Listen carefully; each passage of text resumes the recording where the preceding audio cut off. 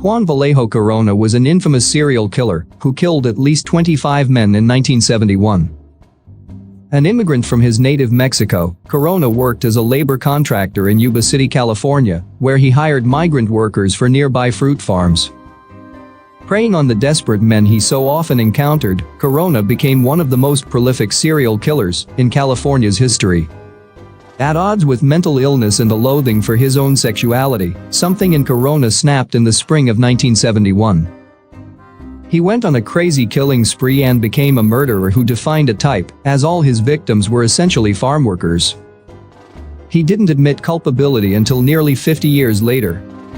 Juan Corona's method of murder was a particularly brutal one. Save for one victim, who was shot, he repeatedly stabbed people in the chest. All of his victims were buried face up, with their arms above their heads and their shirts over their faces. Occasionally, their corpses were further desecrated by having their pants pulled down to their ankles. As authorities uncovered more and more bodies, a strange grisly pattern emerged.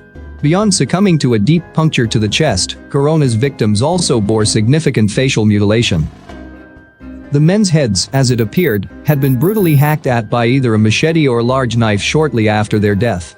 Bizarrely, Corona also carved a cross on the back of each victim's skull. Aside from being stabbed and mutilated, Juan Corona's victims were also sodomized prior to their deaths.